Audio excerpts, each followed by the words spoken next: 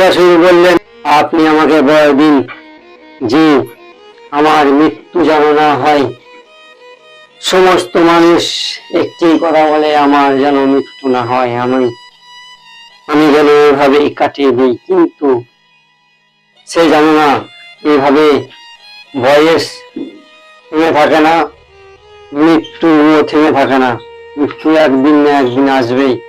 সে শুধুমাত্র ভগবান ব্রহ্মা লিখে রেখে দিয়েছে, মৃত্যুকে জয় করার জন্য আমার ভগবান শিব বসে আছে। মৃত্যুঞ্জয় মন্ত্র জপ করুন, ধীরে ধীরে মৃত্যুর ভয় কেটে যাবে ও মৃত্যুকে জয় করা হবে। যদি 5 লক্ষ মৃত্যুঞ্জয় মন্ত্র জপ করা হয় তাহলে ভগবান শিবের দর্শন পাওয়া যায়। ভগবান শিবের 4 লক্ষ মৃত্যুঞ্জয় মন্ত্র করলে স্বপ্নে আসে ভগবান শিব।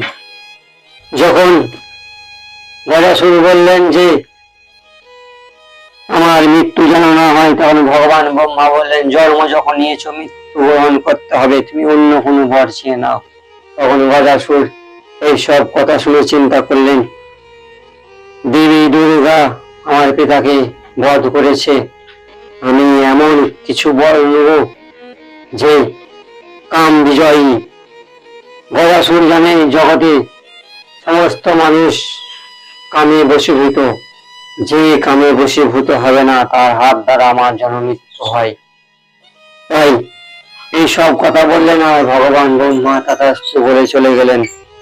তারপর গদাসুর সমস্ত দেবতাদের প্রীত করতে লাগলেন, যেভাবে মহিষাসুর প্রীত করেছিলেন দেবতাদের, সেইভাবে গদাসুরও প্রীত করতে লাগলেন দেবতাদের। সমস্ত জায়গা প্রীত করলেন, ধর্ম জায়গা ভেঙে দিলেন। তারপর এইভাবে প্রীত করতে করতে ভগবান শিবের নিবাস ধামে কাশীতে, আর সেখানে ভগবান শিবের কাশীধামে গিয়ে যখন প্রীত করতে লাগলেন, সমস্ত মানুষদের ব্রাহ্মণদের প্রীত করতে দেখে ভগবান শিব এলেন আর ওই গদাসুরকে ত্রিশূলে ভরে ঠাড়ো করে দিলেন। আর ত্রিশূল অগ্নিতে জ্বললেন বহু বছর ধরে ওই ত্রিশূলেই ঝুলে ভগবানের নাম জপ করতেন গদাসুর। আর এইভাবে নাম জপ করতে করতে যখন দেখলেন ভগবান শিব গদাসুর তো অত্যন্ত ভক্তিতে আছে, ভগবানের ভক্তি করছে, এই সব দেখে আমার ভক্তবৎসল ভগবান শিব ত্রিলোকীনাথ কৈলাসপতি মহাদেব পঞ্চমুখধারী 10 হাতধারী ভগবান শিব তখন বললেন গদাসুরকে, গদাসুর তুমি বর চেয়ে নাও, কি চাও?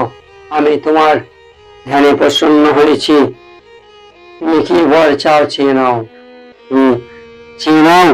তখন ভগবান শিবের এইসব কথা শুনে তখন গদাসুর বললেন, প্রভু আপনি যদি দিতে চান তাহলে আপনার ত্রিশূল অগ্নিতে করে আমার দেহ সম্পূর্ণ হয়েছে, আপনি আমার চামড়াকে ধারণ করুন।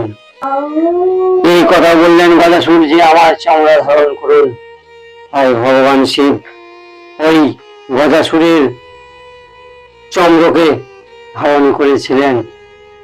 আর মা দুর্গা জগৎজননী এই জগৎকে উদ্ধার করেছিলেন, যেভাবে মহিষাসুরকে বধ করে তেমনি এই গদাসুরকে বধ করে গদাসুর যখন কষ্ট পেলেন তখন ভগবানের শিব ধ্যান করে তিনি পুণ্য পাপ থেকে মুক্তি পেয়ে তিনি ভগবানের চরণে শরণাগত হলেন, তিনি ভগবানের চরণে দাস হয়ে গেলেন। যেভাবে আমাদের এই মানব জনম সার্থক হয় শুধুমাত্র ভগবানের দাস হলে, তেমনি ওই অসুর ভগবানের দাস হয়ে গেলেন আর সেই চামড়া ভগবান শিব ধারণ করলেন। আর এইভাবেই গদাসুর ও মহিষাসুরের কীর্তন লীলা সম্পূর্ণ হলো। ভগবান শিবের আশীর্বাদ রইল আর কাশীধামেই ভগবান শিব রইলেন, আর সেখানেই আর ভগবান শিব সেখানে কীর্তিবাসেশ্বর নামে স্থাপন হলেন। কাশীধামে ভগবান শিবের কীর্তিবাসেশ্বর নামে একটি মন্দির আছে, ভগবান শিব সেখানে বিরাজমান আছে। গদাসুর বলেছিলেন, ভগবান আপনি যদি আমার এই চন্দ্র ধারণ করেন আর যদি খুশি হন তাহলে আপনি এখানে কীর্তিবাসেশ্বর নামে স্থাপন হন, আপনি এখানে থাকুন, জগতের কল্যাণ করুন। তাই ভগবান শিব সেখানে রয়ে গেলেন। ভগবান শিবের আশীর্বাদ নেওয়া খুবই সহজ, খুবই সোজা। ভগবান শিবকে এক ঘটি জল অর্পণ করলেই ভগবান শিব খুশি হয়ে সবকিছু প্রদান করে।